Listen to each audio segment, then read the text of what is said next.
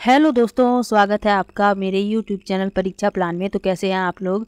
I hope अच्छे होंगे। तो आज की वीडियो में इतिहास के महत्वपूर्ण प्रश्न हैं टॉप 50। ये प्रश्न परीक्षा की दृष्टि से बहुत ही ज़्यादा महत्वपूर्ण है। पहले भी पूछे गए हैं और आगे भी इनके पूछे जाने की संभावना है। तो जल्दी से इनका रिवीजन कर लेते हैं। वीडियो देखने के बाद यदि आपको अच्छा लगे तो वीडियो को लाइक और शेयर कीजिएगा, और यदि आप चैनल पर नए हैं तो चैनल को सब्सक्राइब कर लीजिए। समय को ज़्यादा बर्बाद नहीं करेंगे, जल्दी से प्रश्नों को देखेंगे। पहला प्रश्न लिखा हुआ है, भारतीय राष्ट्रीय कांग्रेस का प्रथम अधिवेशन कब और कहाँ हुआ था? पहला विकल्प है 28 दिसंबर 1885 को बम्बई में। दूसरा विकल्प है 28 दिसंबर 1885 को लखनऊ में। तीसरा विकल्प है 25 दिसंबर 1885 को सूरत में। और चौथा विकल्प है 25 दिसंबर 1885 को दिल्ली में। तो भारतीय राष्ट्रीय कांग्रेस का प्रथम अधिवेशन हुआ था 28 दिसंबर 1885 को। कहाँ पर हुआ था? मुंबई में, और मुंबई के गोकुल दास तेजपाल संस्कृत विद्यालय में। तो आपको ये भी याद रखना है। तो आपके इससे दो प्रश्न तैयार हो जाते हैं। एक तो आपको ये याद रखना है कि भारतीय राष्ट्रीय कांग्रेस का प्रथम अधिवेशन 28 दिसंबर 1885 को हुआ। कहाँ पर हुआ? बम्बई में हुआ। पहला विकल्प इस प्रश्न का उत्तर हो जाएगा। अगला प्रश्न देखते हैं। लिखा है, कांग्रेस के प्रथम अधिवेशन की अध्यक्षता किसके द्वारा की गई? पहला विकल्प है दादा भाई नौरोजी। दूसरा विकल्प है व्योमेश चंद्र बनर्जी। तीसरा विकल्प है वी राघवाचार्य। और चौथा है फिरोज शाह मेहता। तो कांग्रेस के प्रथम अधिवेशन की अध्यक्षता की व्योमेश चंद्र बनर्जी ने। बी विकल्प इस प्रश्न में सही है। अगला प्रश्न देखते हैं। आर्य समाज के संस्थापक कौन थे? पहला विकल्प है बाल गंगाधर तिलक। दूसरा विकल्प है राजा राम मोहन राय। तीसरा विकल्प है स्वामी दयानंद सरस्वती। और चौथा विकल्प है स्वामी विवेकानंद। तो आर्य समाज की स्थापना की दयानंद सरस्वती ने, यानी सी विकल्प इसमें सही है, स्वामी दयानंद सरस्वती। बी विकल्प इस प्रश्न में सही है। अगला प्रश्न देखते हैं। वर्नाक्यूलर प्रेस एक्ट किसके शासनकाल में पारित किया गया? पहला विकल्प है लॉर्ड लिटन। दूसरा है लॉर्ड कर्जन। तीसरा विकल्प है लॉर्ड क्लाइव। और चौथा है लॉर्ड वेवेल। तो vernacular press act Lord Lytton के शासन में पारित किया गया। पहला विकल्प इस प्रश्न का उत्तर है। तो पहला विकल्प इस प्रश्न में सही है। वर्नाक्यूलर प्रेस एक्ट क्यों लाया गया? तो ये इसलिए लाया गया कि जो भारतीय भाषाओं में पत्रिकाएं, समाचार पत्र संपादित होते थे, प्रकाशित होते थे, तो उन्हें प्रतिबंधित करने के लिए, यानी भारतीय भाषाओं के प्रेस की स्वतंत्रता को प्रतिबंधित करने के लिए ये वर्नाक्यूलर प्रेस एक्ट था। तो पहला विकल्प इस प्रश्न का उत्तर है लॉर्ड लिटन। अगला प्रश्न है, राजा राम मोहन राय द्वारा किसकी स्थापना की गई? पहला विकल्प है ब्रह्म समाज। दूसरा विकल्प है आर्य समाज। तीसरा है थियोसॉफिकल सोसाइटी। और चौथा है पूना सार्वजनिक सभा। तो राजा राम मोहन राय ने ब्रह्म समाज की स्थापना की। पहला विकल्प इस प्रश्न का उत्तर हो जाएगा। अगला प्रश्न देखते हैं।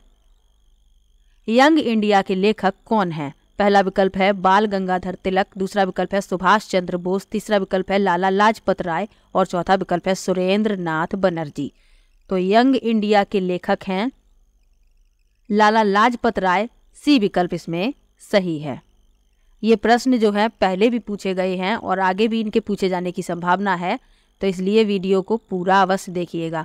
अगला प्रश्न है, आजाद हिंद फौज का गठन किसके द्वारा किया गया था? पहला विकल्प है सुरेंद्र नाथ बनर्जी। दूसरा विकल्प है लाला लाजपत राय। तीसरा विकल्प है सुभाष चंद्र बोस। और चौथा विकल्प है बाल गंगाधर तिलक। तो आजाद हिंद फौज का गठन किया गया सुभाष चंद्र बोस द्वारा। सी विकल्प इसमें सही है। अगला प्रश्न देखते हैं। लिखा है, भारत सेवक समाज के संस्थापक कौन थे?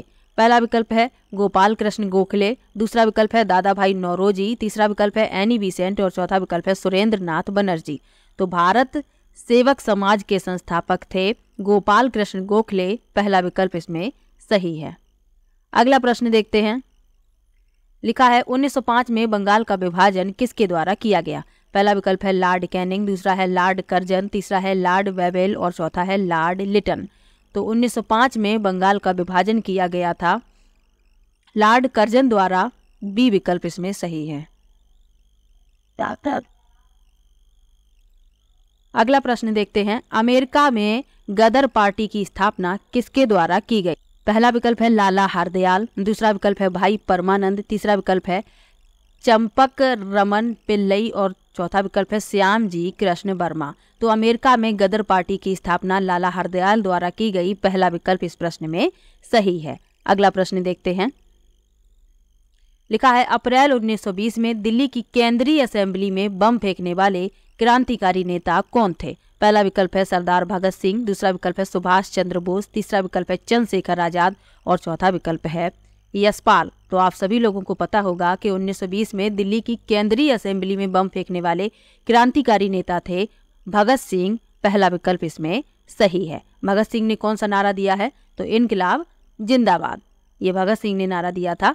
अगला प्रश्न है, कांग्रेस के उदारवादी व उग्रवादी नेताओं में पुनः मेल कब व किस अधिवेशन में हुआ? पहला विकल्प है 1916 के लखनऊ अधिवेशन में, दूसरा विकल्प है 1907 के सूरत अधिवेशन में, तीसरा विकल्प है 1906 के कलकत्ता अधिवेशन में और चौथा है 1929 के लाहौर अधिवेशन में। तो कांग्रेस के उदारवादी और उग्रवादी नेताओं में पुनः मेल हुआ था 1916 के लखनऊ अधिवेशन में। पहला विकल्प इस प्रश्न में सही है। अगला प्रश्न देखते हैं, लखनऊ समझौता कब हुआ? यानी कांग्रेस लीग समझौता जिसे कहते हैं, तो वह कब हुआ? पहला विकल्प है 1912 में, दूसरा विकल्प है 1914 में, तीसरा विकल्प है 1916 में और चौथा विकल्प है 1918 में। तो लखनऊ समझौता हुआ 1916 में। सी विकल्प इस प्रश्न में सही है। अगला प्रश्न देखते हैं, लिखा है जलियांवाला बाग हत्याकांड कब हुआ? यहाँ मैंने बाग नहीं लिख पाया है, तो इस प्रकार से भी आप समझ सकते हैं जलियांवाला हत्याकांड कब हुआ था। जलियांवाला बाग हत्याकांड, पहला विकल्प है 13 अप्रैल 1919, दूसरा विकल्प है 18 मार्च 1919, तीसरा विकल्प है 15 मई 1920 और चौथा विकल्प है 24 नवंबर 1919। तो जलियांवाला बाग हत्याकांड हुआ था 13 अप्रैल 1919 को। पहला विकल्प इसमें सही है और इसमें कई लोगों की मृत्यु हो गई थी, तो पहला विकल्प इसमें सही है। और ये प्रश्न कई बार पूछा भी गया है, तो आपको याद रखना है, उत्तर प्रदेश की जो परीक्षाएं हैं उनमें ये प्रश्न पूछा गया है। अगला प्रश्न है, और आपको जलियांवाला बाग के बारे में ये भी याद रखना है कि ये कहाँ पर है। तो पंजाब के अमृतसर के पास है ये जलियांवाला बाग, तो ये भी आपको याद रखना है। अगला प्रश्न देखते हैं, महात्मा गांधी ने किस घटना से खिन्न होकर असहयोग आंदोलन स्थगित कर दिया? पहला विकल्प है विदेशी वस्त्रों की होली जलाने की घटना, दूसरा है प्रिंस ऑफ वेल्स के बहिष्कार की घटना, तीसरा विकल्प है अदालतों के बहिष्कार की घटना और चौथा है चौरी चौरा कांड के कारण। तो महात्मा गांधी ने चौरी चौरा कांड के कारण खिन्न होकर असहयोग आंदोलन स्थगित कर दिया था। और ये आपको याद रखना है क्योंकि इसका संबंध उत्तर प्रदेश से है। यह उत्तर प्रदेश के गोरखपुर के पास एक कस्बा है और वहीं पर 4 फरवरी 1922 को भारतीयों ने ब्रिटिश सरकार की एक पुलिस चौकी को आग लगा दी थी, जिसमें लगभग 22 पुलिसकर्मी जिंदा जल गए थे। तो इसीलिए गांधी जी ने असहयोग आंदोलन को स्थगित कर दिया था, क्योंकि उनके आंदोलन में हिंसा का कोई स्थान नहीं था, क्योंकि वे सत्य और अहिंसा के पुजारी थे। तो इसीलिए वे खिन्न होकर उन्होंने असहयोग आंदोलन स्थगित कर दिया था। डी विकल्प इसमें सही है। अगला प्रश्न देखते हैं, साइमन कमीशन भारत कब आया? पहला विकल्प है फरवरी 1928 में, दूसरा है मार्च 1928 में, तीसरा है फरवरी 1929 में और चौथा है मार्च 1929 में। तो साइमन कमीशन भारत आया था फरवरी 1928 में। पहला विकल्प इस प्रश्न में सही है। अगला प्रश्न देखते हैं, लिखा है कांग्रेस द्वारा पूर्ण स्वाधीनता का प्रस्ताव कब व कहां पारित किया गया? पहला विकल्प है 31 दिसंबर 1929 को लाहौर अधिवेशन में, दूसरा विकल्प है दिसंबर 1928 को कलकत्ता अधिवेशन में, तीसरा है 1922 के गया अधिवेशन में और चौथा है उपर्युक्त में से कोई नहीं। तो कांग्रेस द्वारा पूर्ण स्वाधीनता का प्रस्ताव पारित किया गया 31 दिसंबर 1929 को लाहौर अधिवेशन में। पहला विकल्प इसमें सही है। मैंने डेट और ईयर के साथ स्थान भी लिख दिया है ताकि यदि प्रश्न किसी भी प्रकार से पूछा जाए तो आपका गलत ना हो। पहला विकल्प इस प्रश्न का उत्तर हो जाएगा। अगला प्रश्न है गांधी इरविन समझौता कब हुआ? पहला विकल्प है 5 मार्च 1931, दूसरा है 5 मार्च 1932, तीसरा है 5 अप्रैल 1931 और चौथा है 5 अप्रैल 1900।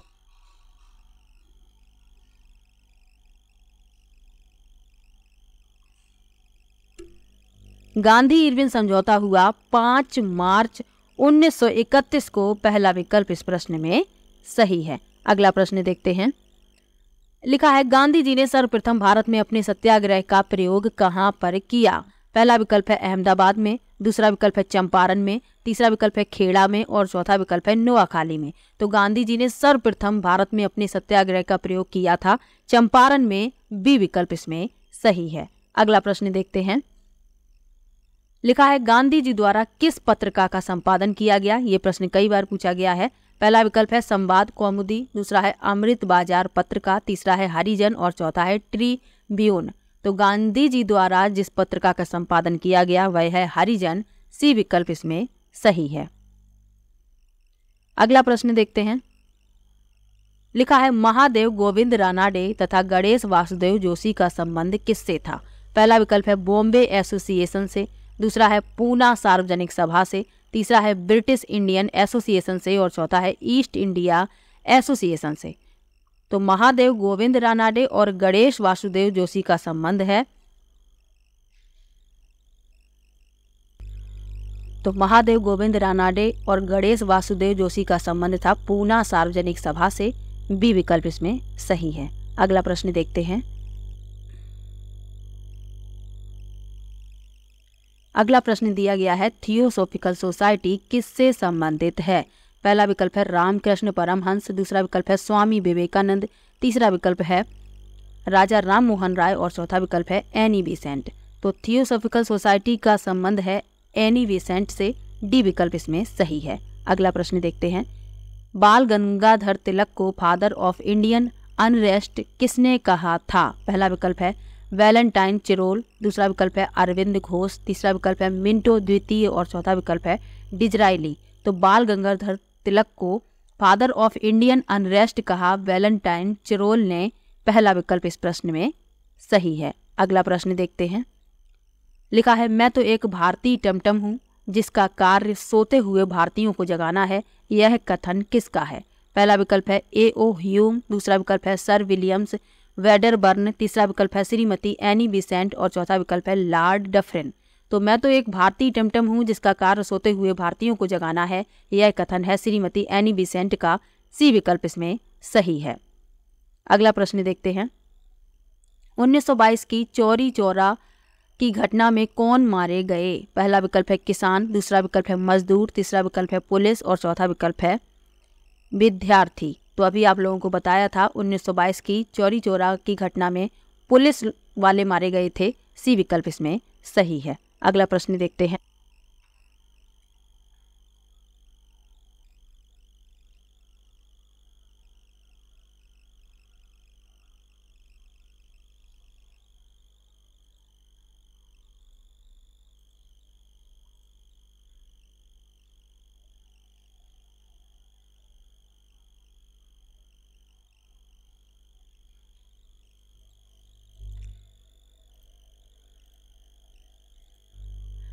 अगला प्रश्न दिया गया है किस मुगल शासक को आलमगीर कहा जाता था? पहला विकल्प है जहांगीर, दूसरा विकल्प है औरंगजेब, तीसरा विकल्प है अकबर और चौथा विकल्प है शाहजहां। तो आलमगीर कहा जाता था औरंगजेब को। बी विकल्प इसमें सही है। अगला प्रश्न देखते हैं। अगला प्रश्न दिया गया है कौन सा मकबरा द्वितीय ताजमहल कहलाता है? पहला विकल्प है एतमाद दौला का मकबरा, दूसरा विकल्प है राबिया उद दौरानी का मकबरा, इसे ही बीबी का मकबरा कहते हैं, तीसरा विकल्प है अनारकली का मकबरा और चौथा विकल्प है इनमें से कोई नहीं। तो द्वितीय ताजमहल कहा जाता है बीबी का मकबरा और इसे ही कहते हैं राबिया उद दौरानी का मकबरा। तो बी विकल्प इस प्रश्न में सही है। अगला प्रश्न देखते हैं। निम्नलिखित मुगल बादशाहों में से किसने अपनी आत्मकथा फारसी में लिखी? पहला विकल्प है जहांगीर, दूसरा विकल्प है औरंगजेब, तीसरा विकल्प है बाबर और चौथा विकल्प है अकबर। तो फारसी में अपनी आत्मकथा लिखी जहांगीर ने पहला विकल्प इस प्रश्न में सही है। अगला प्रश्न देखते हैं, पानीपत का प्रथम युद्ध कब हुआ? पहला विकल्प है 15 अप्रैल 1528, दूसरा विकल्प है 20 अप्रैल 1527, तीसरा विकल्प है 21 अप्रैल 1529 और चौथा विकल्प है 21 अप्रैल 1526। तो पानीपत का प्रथम युद्ध हुआ 21 अप्रैल 1526 को। डी विकल्प इसमें सही है। अगला प्रश्न देखते हैं, भारत में ग्रांड ट्रंक रोड बनवाई थी? पहला विकल्प है अकबर ने, दूसरा विकल्प है हुमायूं ने, तीसरा विकल्प है अशोक ने और चौथा विकल्प है शेर शाह सूरी ने। तो भारत में ग्रांड ट्रंक रोड बनवाई शेर शाह सूरी ने। डी विकल्प इसमें सही है। अगला प्रश्न देखते हैं, गुजरात विजय की यादगार में अकबर ने किसका निर्माण कराया था? पहला विकल्प है जामा मस्जिद का, दूसरा है सिद्दी बसीर का, तीसरा है बड़ा इमाम बाड़ा और चौथा है बुलंद दरवाजा। तो गुजरात विजय की याद में अकबर ने बुलंद दरवाजे का निर्माण करवाया था। ये विश्व का सबसे ऊंचा दरवाजा है। डी विकल्प इसमें सही है। अगला प्रश्न देखते हैं, लिखा है आईने अकबरी एक महान ऐतिहासिक कृति निम्नलिखित में से किसके द्वारा लिखी गई थी? पहला विकल्प है फिरोज शाह, दूसरा विकल्प है अब्दुल रशीद, तीसरा विकल्प है अबुल फजल और चौथा विकल्प है अमीर खुसरो। तो आईने अकबरी लिखी है अबुल फजल ने। सी विकल्प इसमें सही है। अगला प्रश्न देखते हैं, किस मुगल बादशाह को जिंदा पीर कहा जाता था? पहला विकल्प है शाहजहां, दूसरा विकल्प है जहांगीर, तीसरा विकल्प है अकबर और चौथा विकल्प है औरंगजेब। तो जिंदा पीर कहा जाता था औरंगजेब को। डी विकल्प इसमें सही है। अगला प्रश्न देखते हैं, मुमताज महल का असली नाम क्या था? पहला विकल्प है मेहरुन्निसा, दूसरा है रोशन आरा, तीसरा है अर्जुमंद बानो बेगम और चौथा विकल्प है लाडली बेगम। तो मुमताज महल का असली नाम था अर्जुमंद बानो बेगम। सी विकल्प इसमें सही है। अगला प्रश्न देखते हैं, दीन इलाही नामक धर्म किसके द्वारा शुरू किया गया था? पहला विकल्प है अकबर, दूसरा विकल्प है शाहजहां, तीसरा विकल्प है हुमायूं और चौथा विकल्प है जहांगीर। तो दीन इलाही धर्म शुरू किया गया अकबर द्वारा। ए विकल्प इसमें सही है। अगला प्रश्न देखते हैं, अगला प्रश्न दिया गया है, प्रसिद्ध मुस्लिम शासका चांद बीबी जिसने बरार को अकबर को सौंपा निम्नलिखित में से किस राज्य से संबंधित थी? पहला विकल्प है अहमदनगर, दूसरा विकल्प है बरार, तीसरा विकल्प है बीजापुर और चौथा विकल्प है गोलकुंडा। तो प्रसिद्ध मुस्लिम शासका चांद बीबी जिसने बरार को अकबर को सौंपा था वे अहमदनगर से संबंधित थी। पहला विकल्प इस प्रश्न में सही है। अगला प्रश्न देखते हैं, लिखा है मुगल प्रशासन व्यवस्था में मनसबदारी प्रणाली को किसने प्रारंभ किया? पहला विकल्प है जहांगीर, दूसरा विकल्प है बाबर, तीसरा विकल्प है शाहजहां और चौथा विकल्प है अकबर। तो मुगल शासन व्यवस्था में मनसबदारी प्रणाली को प्रारंभ किया अकबर ने। डी विकल्प इसमें सही है। अगला प्रश्न देखते हैं, महान संगीतज्ञ तानसेन किसके दरबार में थे? पहला विकल्प है शाहजहां, दूसरा विकल्प है बहादुर शाह, तीसरा विकल्प है जहांगीर और चौथा विकल्प है अकबर। तो महान संगीतज्ञ तानसेन थे अकबर के दरबार में। डी विकल्प इसमें सही है। अगला प्रश्न देखते हैं, किस इतिहासकार ने शाहजहां के शासनकाल को मुगल काल का स्वर्ण युग कहा है? पहला विकल्प है JN सरकार, दूसरा है AL श्रीवास्तव, तीसरा है VA स्मिथ और चौथा है इनमें से कोई नहीं। तो शाहजहां के शासनकाल को मुगल काल का स्वर्ण युग कहा है AL श्रीवास्तव ने। बी विकल्प इसमें सही है। अगला प्रश्न देखते हैं, मुगल चित्रकारी किसके शासनकाल में पराकाष्ठा मुगल चित्रकारी ने किसके शासनकाल में पराकाष्ठा यानी चरमोत्कर्ष प्राप्त किया? पहला विकल्प है जहांगीर, दूसरा विकल्प है औरंगजेब, तीसरा विकल्प है शाहजहां और चौथा विकल्प है अकबर। तो इस प्रश्न में पहला विकल्प सही है जहांगीर। ये चित्रकला प्रेमी थे और इन्हीं के शासनकाल में चित्रकारी पराकाष्ठा यानी चरमोत्कर्ष को प्राप्त किया। पहला विकल्प इस प्रश्न में सही है। अगला प्रश्न है, दिल्ली के लाल किले का निर्माण किसने करवाया था? पहला विकल्प है जहांगीर, दूसरा विकल्प है शाहजहां, तीसरा विकल्प है अकबर और चौथा विकल्प है नूरजहां। तो दिल्ली के लाल किले का निर्माण करवाया था शाहजहां ने। बी विकल्प इसमें सही है। अगला प्रश्न देखते हैं, हुमायूं नामा किसने लिखा था? पहला विकल्प है जहां आरा बेगम, दूसरा विकल्प है रोशन आरा बेगम, तीसरा विकल्प है गुलबदन बेगम और चौथा है मुमताज महल। तो हुमायूं नामा लिखा था गुलबदन बेगम ने, सी विकल्प इसमें सही है। अगला प्रश्न देखते हैं। निम्नलिखित में से कौन अंतिम मुगल सम्राट थे? पहला विकल्प है बहादुर शाह द्वितीय, दूसरा विकल्प है अकबर द्वितीय, तीसरा विकल्प है आलमगीर द्वितीय और चौथा है शाह आलम द्वितीय। तो अंतिम मुगल सम्राट थे बहादुर शाह द्वितीय, पहला विकल्प इसमें सही है। बहादुर शाह जफर इनका नाम है और बहादुर शाह द्वितीय भी इन्हीं को ही कहते हैं। तो पहला विकल्प इसमें सही है। अगला प्रश्न देखते हैं। लिखा है अकबर के शासनकाल में भू राजस्व सुधारों के लिए कौन उत्तरदायी था? पहला विकल्प है जय सिंह, दूसरा विकल्प है बिहारी मल, तीसरा विकल्प है बीरबल और चौथा विकल्प है टोंडरमल। तो भू राजस्व सुधारों के लिए उत्तरदायी थे टोंडरमल, चौथा विकल्प इसमें सही है। अगला प्रश्न देखते हैं। किस मुगल बादशाह की मृत्यु दीन पनाह पुस्तकालय की सीढ़ियों से गिरने के कारण हुई? पहला विकल्प है अकबर, दूसरा विकल्प है जहांगीर, तीसरा विकल्प है बाबर और चौथा विकल्प है हुमायूं। तो हुमायूं की मृत्यु दीन पनाह पुस्तकालय की सीढ़ियों से गिरने के कारण हुई थी, डी विकल्प इसमें सही है। अगला प्रश्न देखते हैं। किस मुगल बादशाह ने जजिया नामक कर पुनः लगाया? पहला विकल्प है औरंगजेब, दूसरा विकल्प है शाहजहां, तीसरा विकल्प है अकबर और चौथा विकल्प है जहांगीर। तो जजिया नामक कर औरंगजेब ने पुनः लगाया था, पहला विकल्प इस प्रश्न में सही है। अगला प्रश्न देखते हैं। अकबर की युवावस्था में उसका संरक्षक था? पहला विकल्प है अबुल फजल, दूसरा विकल्प है बैरम खां, तीसरा विकल्प है हैमू और चौथा विकल्प है फैजी। तो अकबर की युवावस्था में उसका संरक्षक था बैरम खां, बी विकल्प इसमें सही है। अगला प्रश्न देखते हैं। शाहजहां ने निम्नलिखित में से किस शहर में मोती मस्जिद बनवाई थी? पहला विकल्प है आगरा, दूसरा विकल्प है अमरकोट, तीसरा विकल्प है दिल्ली और चौथा विकल्प है जयपुर। तो शाहजहां ने मोती मस्जिद का निर्माण आगरा में करवाया था, पहला विकल्प इसमें सही है। अगला प्रश्न देखते हैं। निम्नलिखित में से कौन सी आत्मकथा है? पहला विकल्प है पादशाहनामा, दूसरा है तुझके बाबरी यानी बाबरनामा, तीसरा है अकबरनामा और चौथा विकल्प है हुमायूंनामा। तो आत्मकथा है तुझके बाबरी और इसको ही बाबरनामा कहा जाता है, बी विकल्प इसमें सही है। अगला प्रश्न देखते हैं। कौन सा पहला मुगल शासक था जिसने कुषाण साम्राज्य के पतन के बाद भारतीय साम्राज्य में काबुल व कंधार को शामिल किया? पहला विकल्प है अकबर, दूसरा विकल्प है जहांगीर, तीसरा विकल्प है बाबर और चौथा विकल्प है हुमायूं। तो इस प्रश्न में सी विकल्प सही है, बाबर। तो ये इतिहास के महत्वपूर्ण 50 प्रश्न थे। किसी भी प्रश्न में आपको डाउट हो तो आप कमेंट बॉक्स में लिख सकते हैं।